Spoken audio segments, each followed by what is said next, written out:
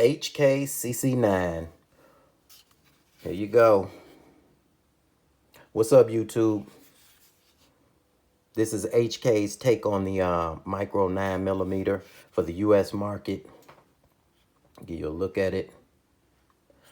Grabbed this gun a couple of days ago. I'm going to be switching over to carrying this if this runs right. And I probably will do a video on why that is. But right now, these are my first impressions on this firearm. Okay. And I want to do something different. I want to talk about a couple of, because of this gun, I want to talk about a few things that I don't like or I wish it had, then get into the good stuff. Okay. So before I do anything, let me show clear. Nothing in the chamber. There's also nothing in the included 12-round magazine that you get with the firearm.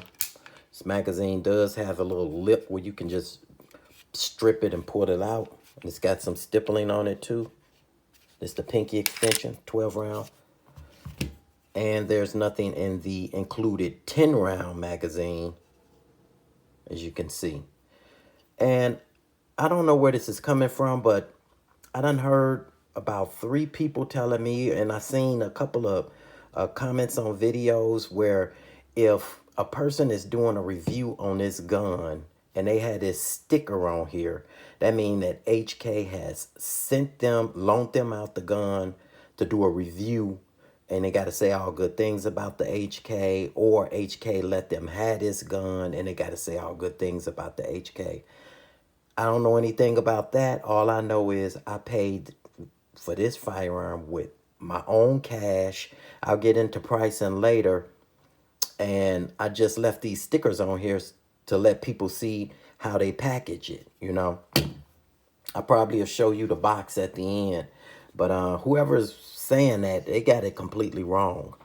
But here's a couple of things that I don't like right off the bat, okay? Here's the gun. For starters, the design of the slide, okay? Is it ugly? No, it is not an ugly slide to me. It just looks extremely familiar, okay? Does it look familiar to you?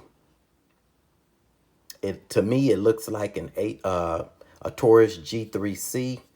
And when they called me to come pick it up, and when they was running my paperwork, I asked them to bring out the Taurus so I can see. They put the G3C right next to it.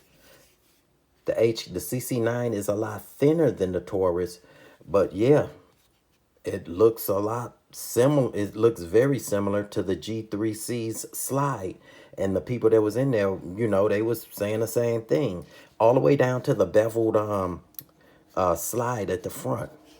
Is that a bad thing? No, I don't think Taurus, the G3C is an ugly gun, but or ugly slide, I think it's a nice looking slide. But if you HK and you had this this gun testing it for 5 years or 6 years or however many years they were saying they was testing it, you know, why would you design a slide that, because I know they had to see that slide.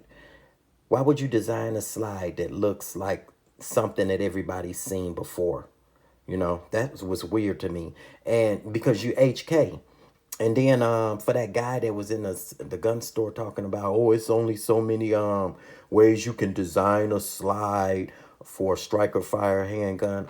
You know, I don't believe that for a second, because, you know, there's a lot of companies out here that's making custom slides for SIG, Glock, Smith & Wesson. And those slides look unique and nice. Not saying HK has to make a Gucci slide, but they could have came better than this, okay? Is it ugly again? No. It's really growing on me. Another thing that's kind of different is it's kind of tall, you know. It looks top heavy. And I confirmed that with my P365. I put it next to it. This is a taller slide than a lot of the micro 9s that I have. You know, is that a big deal for me? No, because I'm a person that sometimes carry a Springfield XD, and you know how giant that slide is, so that's not a big deal.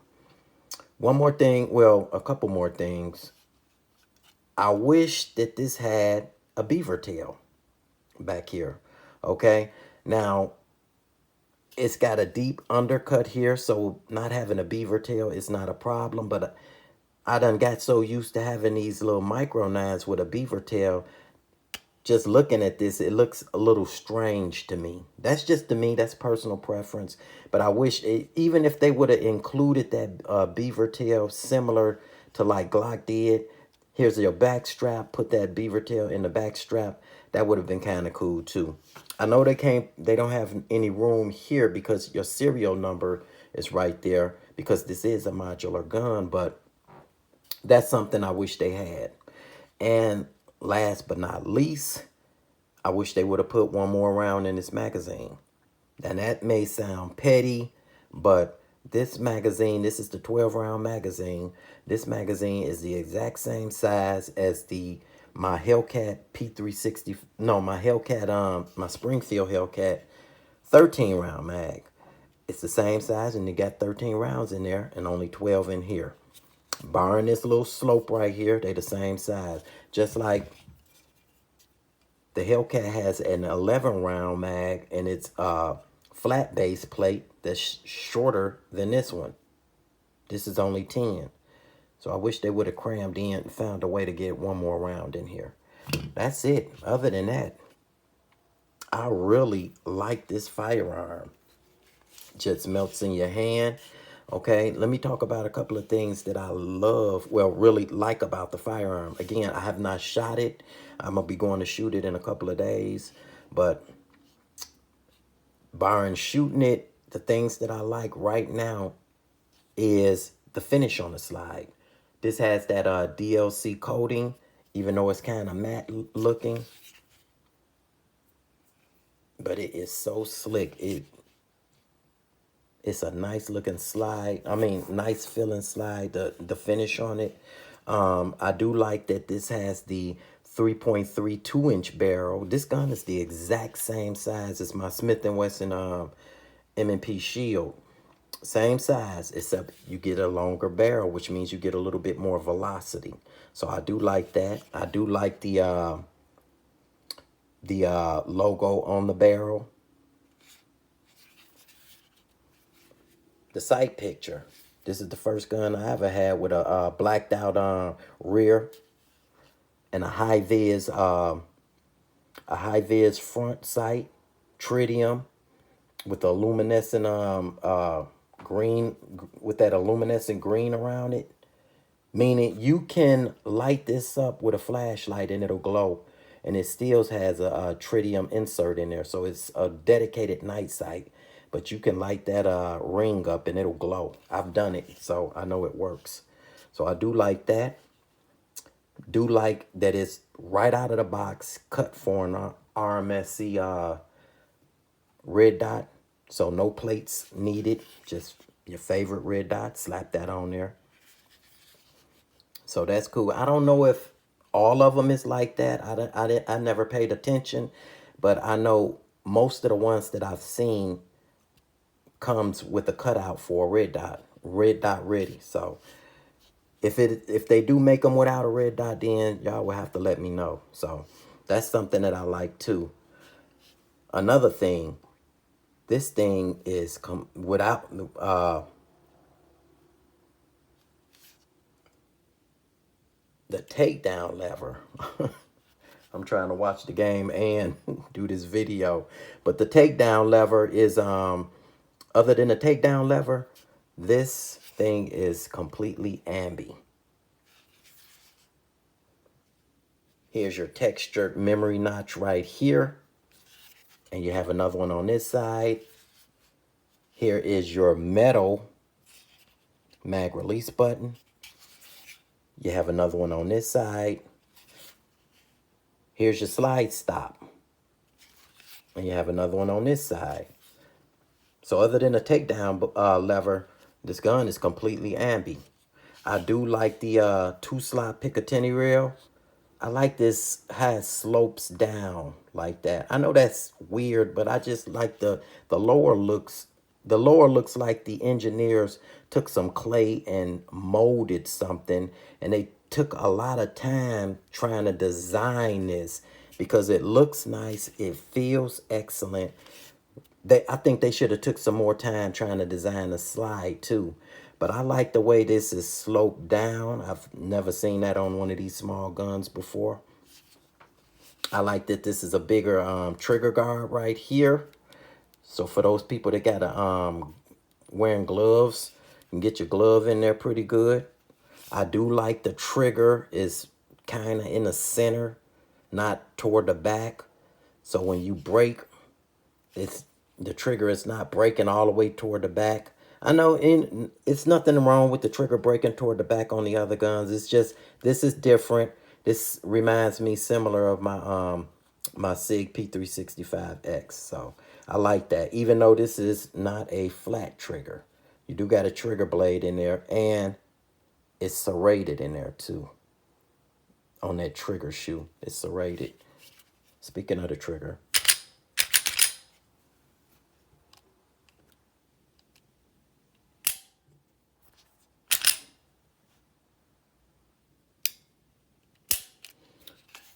I'm not a trigger snob. If a trigger is, especially on these concealed carry handguns, if the trigger is just running good, if I don't like the feel of the shoot, then I'll change it. Other than that, I'll just leave it alone. But I really like how that is. I like the undercut on the trigger guard. I like the pinky extension. I mean the finger groove right here. People don't realize that finger groove, a lot of people don't like it. It don't bother me. And that finger grooves help you keep the recoil down. But look how this thing is designed. This really looks nice to me, the lower. The texture feels kind of like carpet, even though I know it's not.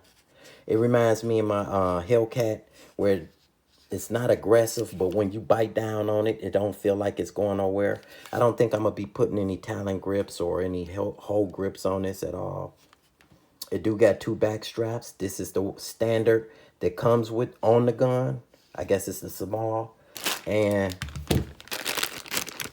here is a large one. Comes out the box.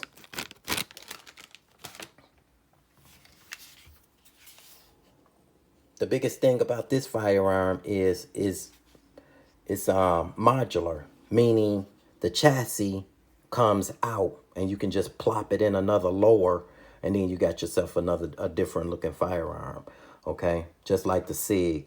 Now, is it easy to take the chassis out, that fire control unit out of here like a SIG?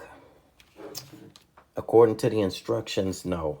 On a SIG, you just you take the slide out, drive this little pin out, and out comes the fire control unit. Now, if you're wondering, I'm going to do a comparison between these two. That's why I put this put the old grip module back on here to keep it kind of fair. But that's how you take out the fire control unit of the SIG. The slide off, drive this pin out, and out comes the fire control unit. Now, I haven't tried it yet, but according to the instructions, this is what you're supposed to do. According to the manual for this one.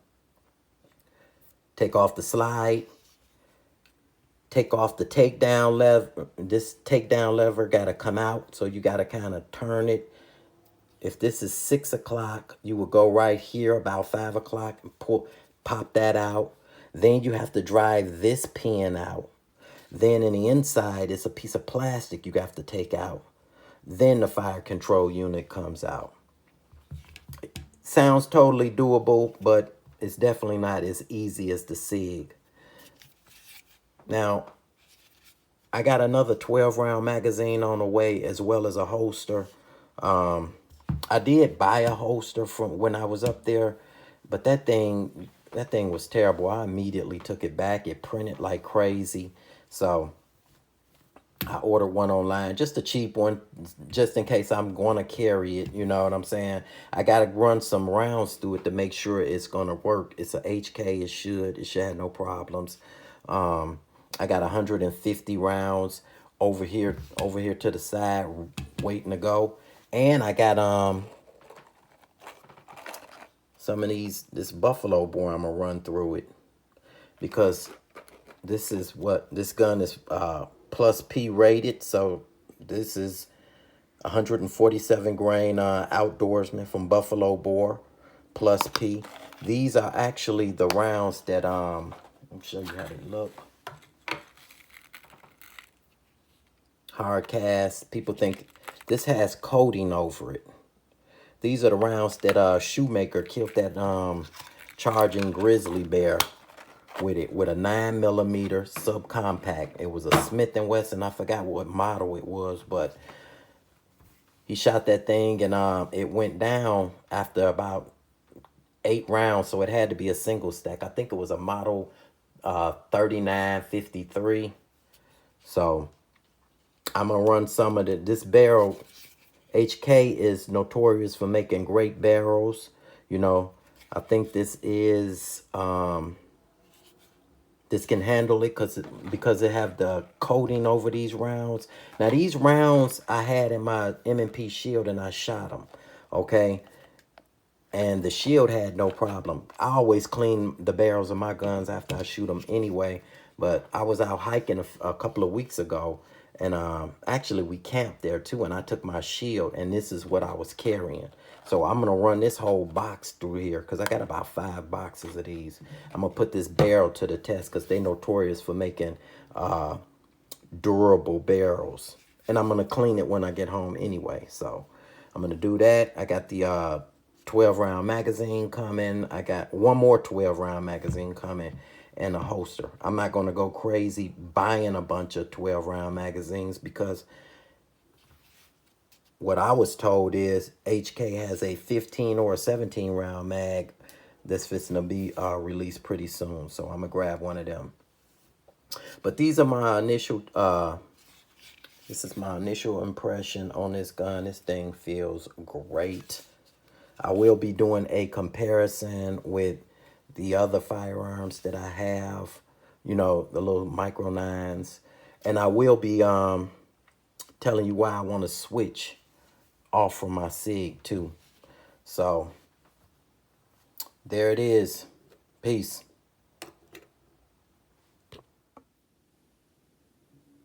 Okay, so this is how it looks with the 10 round magazine in it. I can get half of a pinky on it. That's more than enough for me. But I'm still going to be carrying it with the 12 round magazine. As far as pricing, MSRP for this from HK's website is $6.99. Now, I don't know why they just don't say $700, but they say $6.99. Now, retailers normally charge below MSRP. So if it's $700, they'll be charging $650, $625, or some $600. I've heard some channels say they got it for $600 when it first came out. But since the gun is hard to get, they are price gouging like crazy. I did a short video showing you one website that was going crazy with the price gouging, and that was just the tip of the iceberg. I've seen this gun in this exact same configuration with they were selling, remember, it only retails for $700.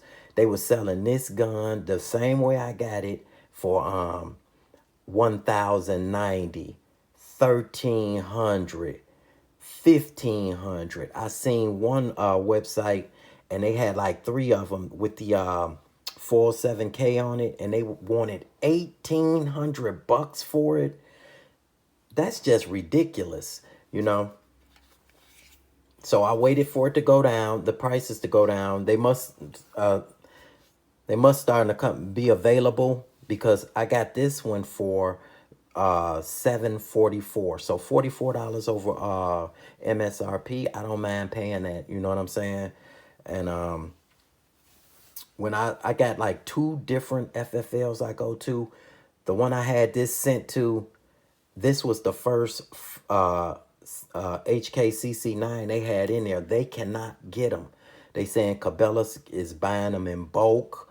They saying that the few that they tried to get, there was what did he say, $1,500. They didn't want to pay that, you know, because they have to profit off of it. So if they paying $1,500, they're gonna have to charge damn near, you know, I don't know what they charge, maybe about $300 more, so they can make a profit, and they know people ain't gonna buy that. So here's what it came in.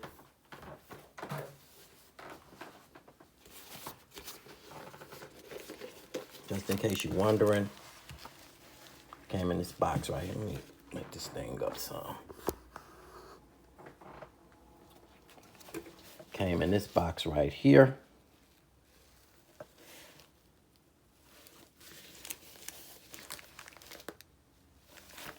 I think they should have put a handle on it if they really want people to carry it to the range. I'm not going to use it for the range because I already got mine's.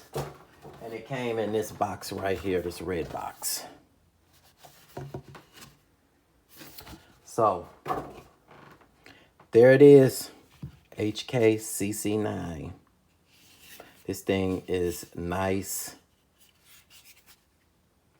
The ergos is perfect. You know, HK and Walther make some of the best ergos. Peace.